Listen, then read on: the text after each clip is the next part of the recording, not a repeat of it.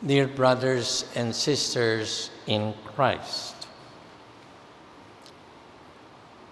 as we say in my hometown of Calapan, Mindoro, there are people who do not learn. Ang tawag namin, di na natuto. Ang theme song nila ay yung galing sa song na One More Chance. Let me tell you the refrain. Paulit-ulit. One more chance. Ta-ta-ta-tan. One more chance. Ta-ta-ta-tan. All you ask is one more chance to break my heart. May mga taong ganyan, di na natuto. Paulit-ulit ang mga pagkakamali. Paulit-ulit ang pagkakasala. Di na natuto. Ang hinahanap ng Panginoon, according to the gospel, ay yung mga natututo, nagbabago, nagsisimula na muli. Ito kwentong kutsero na ito, may pagkamarites na ito, at marahil na ikwento ko na ito before. Ito ay tungkol kay Frank Sinatra. Itong si Frank Sinatra pala, kwentong kutsero. Nung una, ang daming problema. Ang daming mga nagko-complain, ang daming mga bumabati ko sa kanya, ang daming mga kalaban. Napundi siya. Kaya namaalam siya sa show business. At bago siya umalis, kinanta niya yung My Way. Marami nang namatay diyan sa My Way na yan. Ang sabi niya sa kanta, I lived a life that's full. I travel each and every highway. And more, much more than this, I did it my way. Wala kayong pakialam. I did it my way. Regrets, I've had a few, but then again, too few to mention. I did what I had to do, and saw it all without exemption. Matapang siya. I did it my way. Then, bye-bye.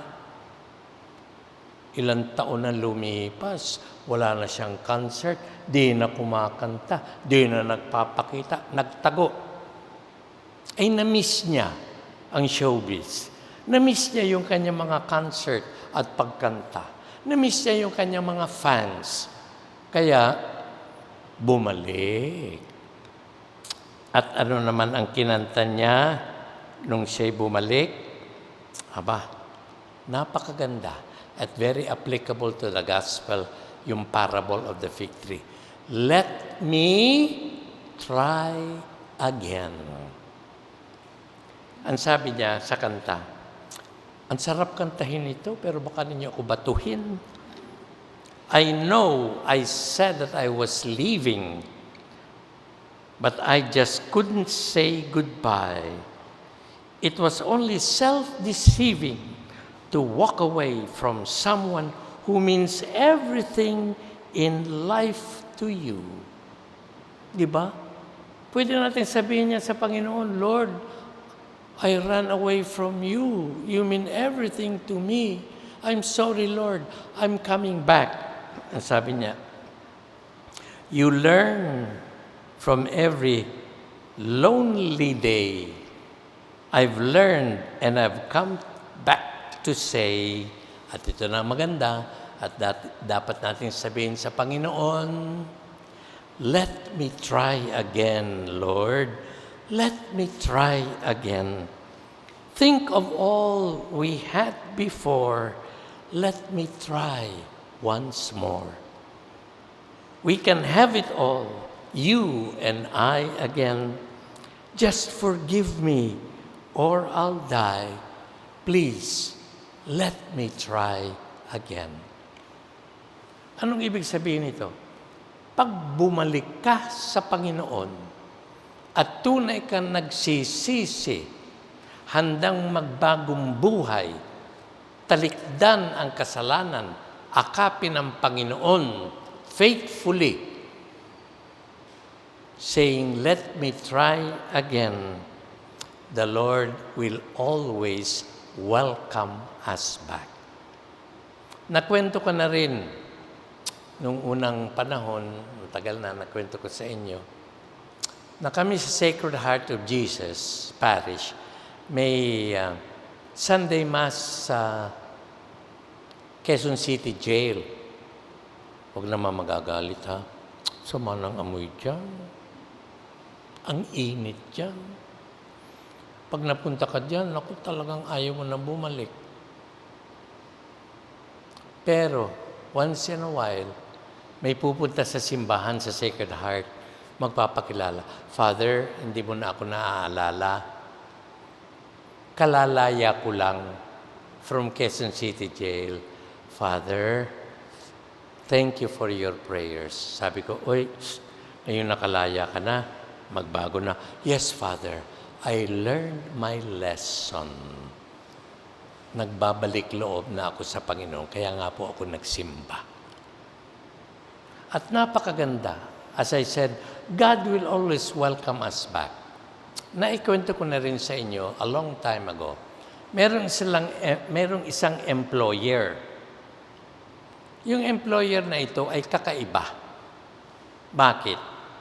Ang kanyang hinahire ay yung mga ex-convicts. In-interview siya. "Bakit mga ex-convict ang mga hinahire mo? Hindi ka ba natatakot? Hindi ka ba, baka magsisi ka?" Sabi niya, "Alam mo, kawawa naman yung mga yan. Walang mag-hire sa kanila. Pag nakita yung record nila, ex-convict, wala na. Etsapuera na yan. Ay, sinong maaawa sa kanila?" Kaya binibigyan ko sila ng panibagong chance, panibagong pagkakataon. Ganyan ang Panginoon. Ganyan ang ibig sabihin ng fig tree na sabi, "Lord, huwag mo nang putulin. Pagbigyan mo muna. Didiligin ko yan. Aalagaan ko yan. Lalagyan ko ng fertilizer yan. At hari nawang tumubo at magbigay ng bunga." The Lord will always give us another chance. Ang sabi ko nga, God is a God of second chances. At pag ikaw ay nagbalik loob sa Panginoon, at tunay ang pagbabalik loob mo sa Panginoon, yung walang lukuhan, you are determined to renew your life and stay with the Lord. Ika nga, umuwi ka na, huwag ka nang lumayas na. Stay at home with the Lord na. Kapit ko na sa Panginoon. Sabi nga ni Prophet Micah, addressed to us who come back to the Lord, "Who is there like you, O Lord, the God who removes all guilt and pardons sin for the remnant of his inheritance? The God who does not persist in anger forever, but delights rather in clemency, and will again have compassion on us, treading underfoot our guilt. He will turn back and have mercy on us. He will put away our iniquities, and He will cast all our sins into the depths of the sea." Kaya panawagan ng Panginoon sa atin ngayong Kwaresma, halika na, uwi ka na, balik ka na. I welcome you with open arms. I will keep you in my love. Umuwi na tayo sa Panginoon, stay with the Lord who will give us everlasting life. Amen.